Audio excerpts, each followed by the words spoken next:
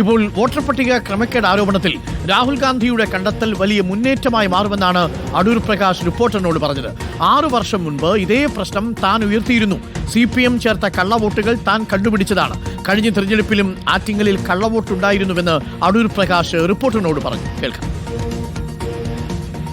ഇന്നിപ്പം ഇന്ത്യ അലയൻസിൻ്റെ ഒരു റാലി പ്രതിഷേധ മാർച്ച് നടക്കുന്നുണ്ട്. അങ്ങാണെങ്കിൽ ഇതിലൊരു വിദഗ്ധനാണെന്ന് പറയേണ്ടത്. കാരണം കള്ളവോട്ട് കണ്ടുപിടിക്കുന്നതിൽ ആദ്യമൊന്നും ആരും വിശ്വസിച്ചില്ല. ആദ്യം ആറ്റിങ്ങൽ മത്സരിക്കാൻ വരുമ്പോൾ ആദ്യം അങ്ങ് പറഞ്ഞു ഇതിൽ കള്ളവോട്ടുണ്ട് എന്ന്. സമാനമായ തട്ടിപ്പാണ് മറ്റ് സ്ഥലങ്ങളിലും ഇപ്പോൾ രാജ്യമാകെ നടന്നുവെന്ന് കണ്ടെത്തിയിരിക്കുന്നത്. തീർച്ചയായിട്ടും ഞാൻ 6 വർഷം മുമ്പാണ് പറഞ്ഞത്. 2019 തെരഞ്ഞെടുപ്പ് സമയത്താണ് ഞാൻ തെരഞ്ഞെടുപ്പ് ജോലിയിൽ വ്യാപൃതനായിരിക്കുന്ന ഒരു സമയത്താണ് ഈ വോട്ടേഴ്സ് ലിസ്റ്റ് പരിശോധിക്കാനുള്ള അവസരം ഉണ്ടായത്.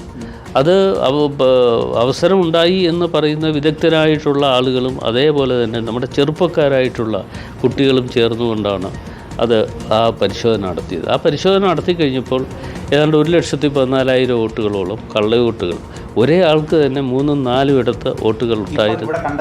അതേപോലെ തന്നെ ഒരേ ആൾക്ക് തന്നെ 3-4 വോട്ടുകൾ ഉണ്ടായിരുന്ന പല ബൂത്തുകളുമുണ്ട്. അപ്പോൾ അങ്ങനെ വന്നപ്പോൾ ഞാനിതേക്കുറിച്ച് ചോദ്യം ചെയ്യണം. സത്യത്തിൽ എനിക്ക് വിശ്വാസമില്ല ഇത്രയും കള്ളവോട്ട് വരുമോ എന്നതിനെക്കുറിച്ച് ഒരു ആശങ്ക എനിക്ക് മനസ്സിലാശങ്കയുണ്ട്. പക്ഷേ എൻ്റെ കൂടെ ഇത് പരിശോധിച്ച ആളുകൾ പറഞ്ഞു ധൈര്യമായിട്ട് പറയണം, ധൈര്യമായി പറഞ്ഞോളാൻ പറഞ്ഞു. അങ്ങനെ പ്രസ് ക്ലബ്ബിൽ പോയി ഈ വോട്ടേഴ്സ് ലിസ്റ്റ് എല്ലാവരും കൂടെ ചുവന്നെടുത്താണ് കൊണ്ടുവന്ന് പ്രസ് ക്ലബ്ബ് മേശപ്പുറത്ത് വെച്ചിട്ട് പറഞ്ഞു ഇതിനകത്ത് 1,14,000 കള്ളവോട്ടുകളുണ്ട്.